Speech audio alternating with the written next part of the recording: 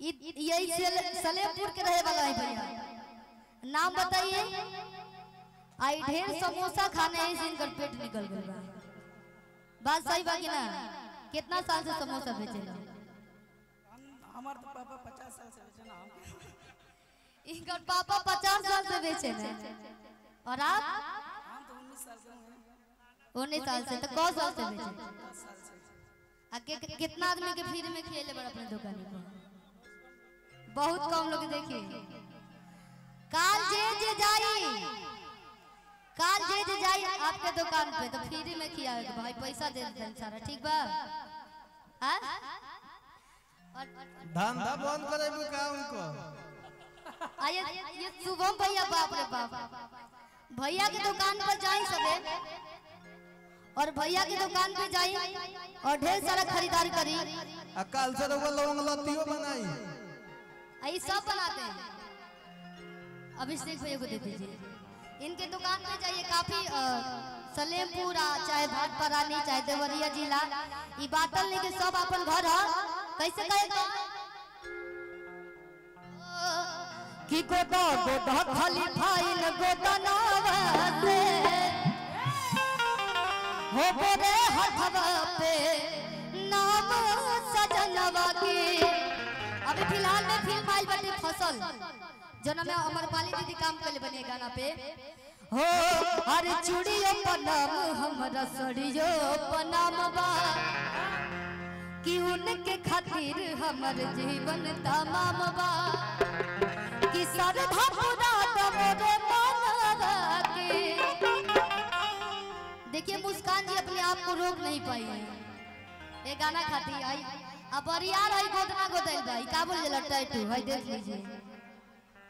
सब लोग आगे गोदवावेला आते पीछे गोदवेले बड़ी। ई बैक टैटू है, बैक टैटू। ओहो कि सरधा। अच्छा केकरा केकरा अच्छा लागल है तनी तो हाथ उठाई तो बैग कीजिए। बैग होइए बैग। आप लोग देख के बताइए किनको किनको अच्छा लगा है। अरे हाथ उठाई जब भैया। सभी लोग मस्ती करता, सबके अच्छा लगा था। हम जाना था हाँ कि चूड़ियों पर नाम हमरा सड़ियों पर नाम बा उनके खातिर हमर जीवन तमाम बा। सरधा पूरा तोरे मनवा के, सरधा पूरा तोरे मनवा के। गोदा खाली फाइन गोदा नावे। एक सेकंड या बैठी बैक साइड होके तबे ना हमको ना देखो कि गोदा गोदा खाली फाइन गोदा नावे तेरे हवा पे नाम सजनवा के।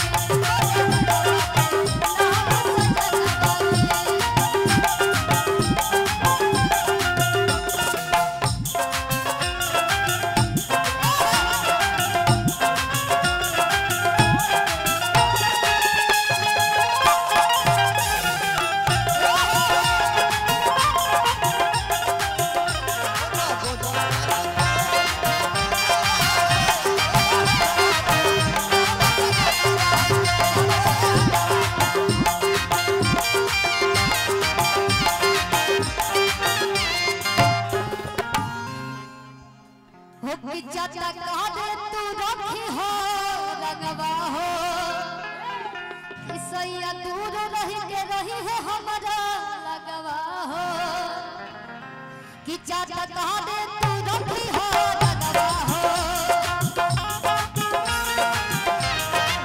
कि सैया दूर रही के रही है हमारा लगवा हो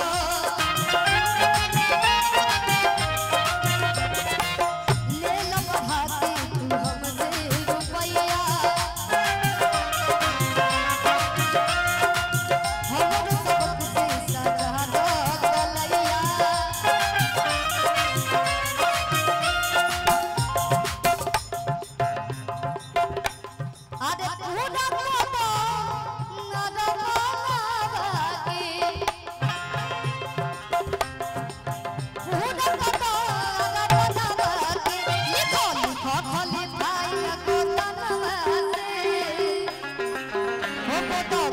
भोली भाई लगो दनवा गोरे हथवा नाम सजनवा के गोरे हथवा नाम सजनवा के गोरे हथवा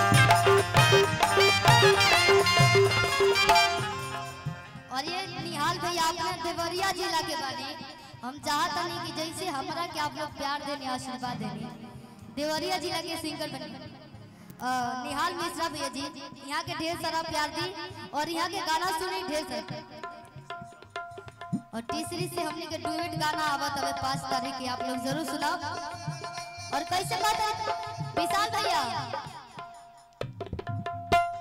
अरे 24 घंटा घूंघट में चाची लोग बैठल बा कहत हो कि शिल्पी गाना ना गइलिया ओहो ऐ शुभम भैया ना कमाल कर दिए जेकर लगता पैसा नहीं हो दुकानी पे पहुंच जाए उधारी ले ले सब शुभम बिल्डिंग मटेरियल है हरैया सलेमपुर थाना पुलिस थाना तो देवरिया हो कि आप लोग खाती कि 24 घंटा घूंघट में अरे अम्मा जी हम रहबना कि मॉडल जुग के कन्या अरे इतना सासत सहबना और ये बहुत ही अच्छा गायिका आप अपना नाम बता दीजिए कन्या काजल जी हैं और साथ में गाएंगी एक माइक ले लीजिए एगो माइक दे दी सब तो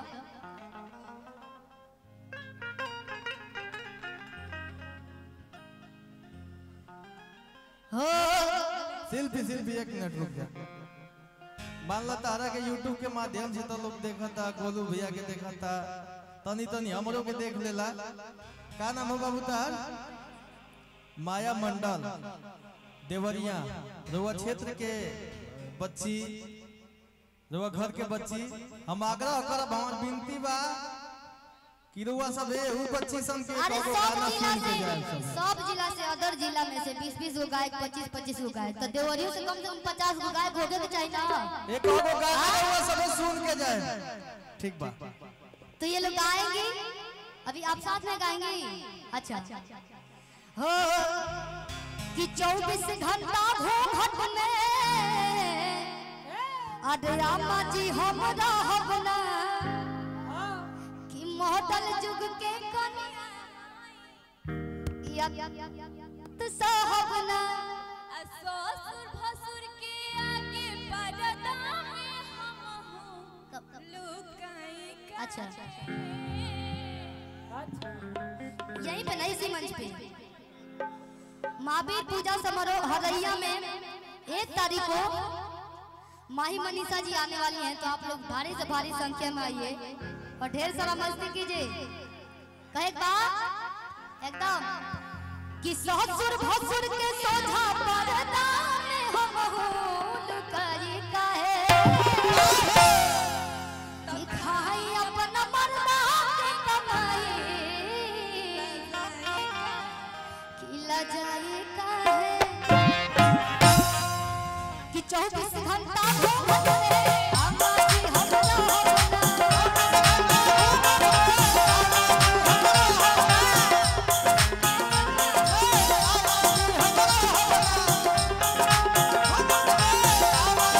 विशाल भैया एक लाइन गा के सुनाइए ताकि YouTube पर सब लोग सर्च करें हेलो आवाज बहुत डाउन है भाई माइक लीजिए हेलो हाँ एक लाइन गा के सुनाइए ताकि कल सब लोग सर्च करी काल का आवे जाई लो सुते तो सर्च करी लो पहले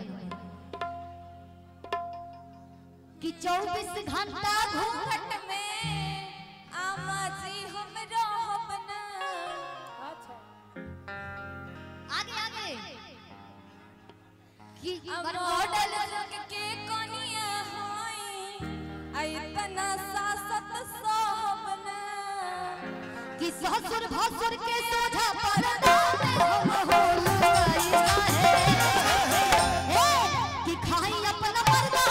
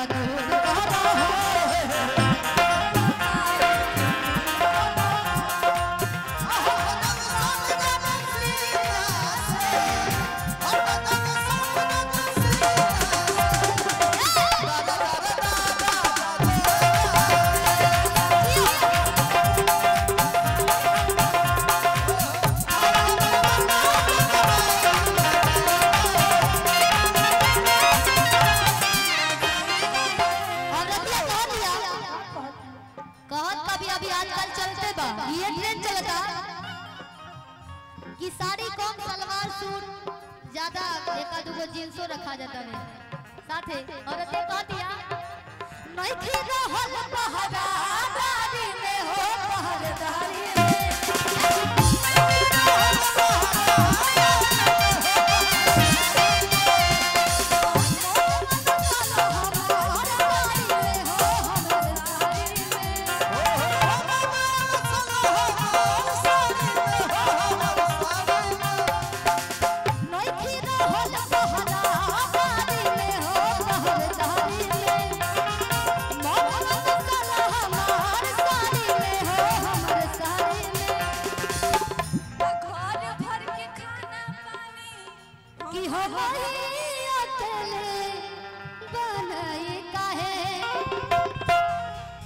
ज्यादा प्रेशर देम के कह दिलो जाल कहलो खा लो पिए लो हम आज ना खाए जाते नहीं सूते कैसे घर भर के खाना पानी हम भैया अकेले बनाई काहे खाई अपना मर्दा के कमाई ला जाई काहे कि खाई अपना मर्दा के कमाई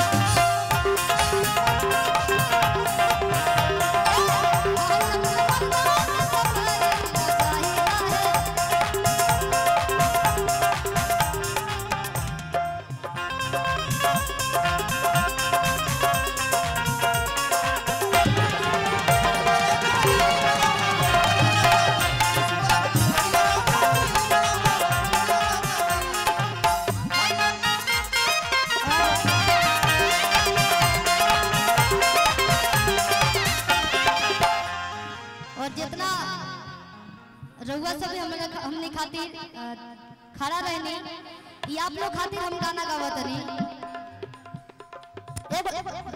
देवी गीत है ठीक बा हो कि नौकरी लगी तो हरावा दर पा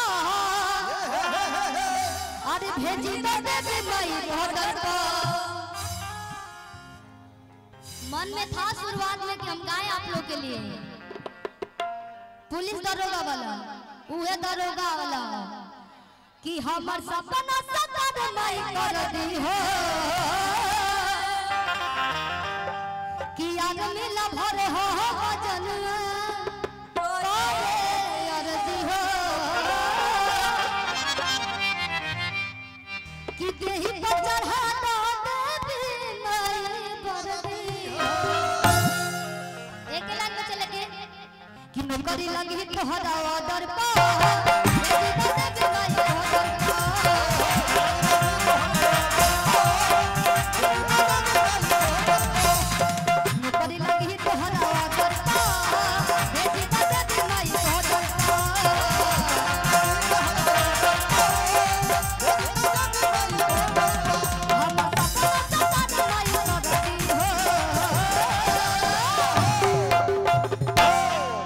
कि आदमी ला भर हो जनुआ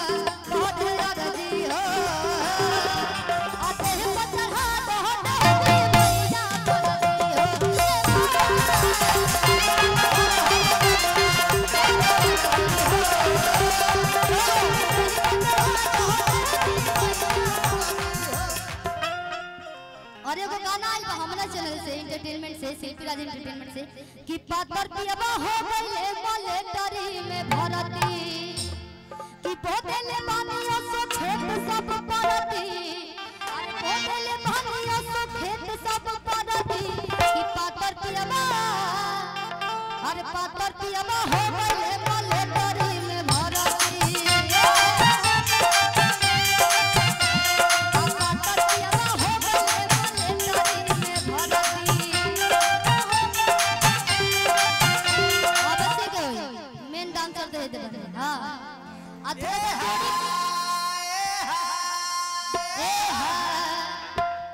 पातर पियबा हो गइले मलेटरी में भरती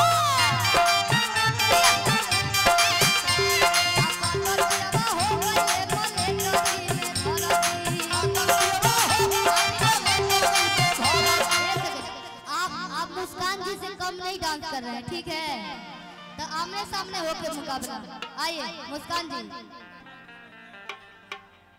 नया क्वालिटी आई तो आप लोग अगर नया क्वालिटी यहाँ के देखो तो थोड़ा सा ताली बजा दो भैया कि पातर पियबा हो गइले मलेटरी में भरती पातर पियबा हो गइले मलेटरी। एक सेकंड निकाल भैया, मुस्कान जी कहते हैं मजा ना आइल तो सुना ये स्टेप तू को के दिखाबा का के दिखाइबो एकरा खातिर कलाकारी चाहिए कि पोतेले बानियो सो खेत सब परती पोतेले बानियो सो खेत सब परती पातर पियबा हो गइले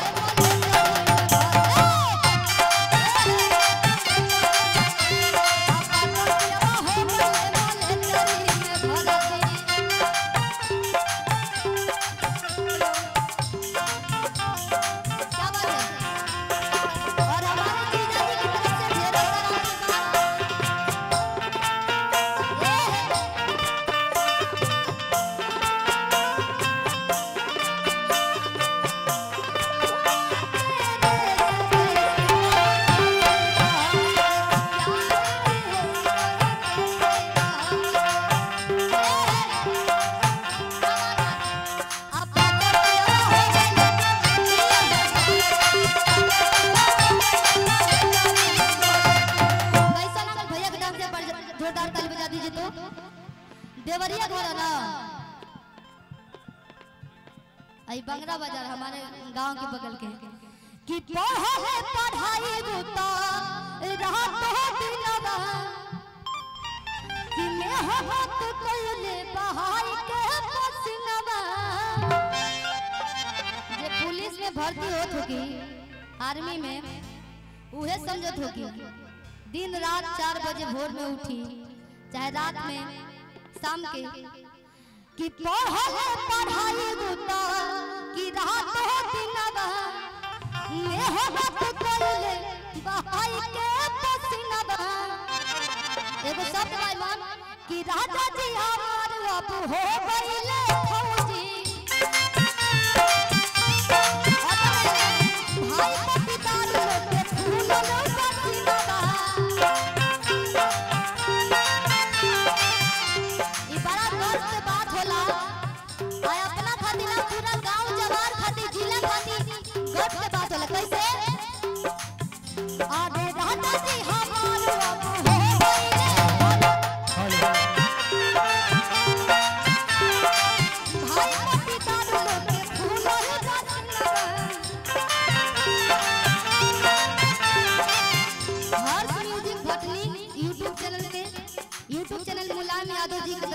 और अरुण अकेला नाल वादक जी की तरफ से ढेरों सारा आशीर्वाद भैया के बार बार प्रणाम ने कहे था और रतिया कहतिया सब पे हार में रहो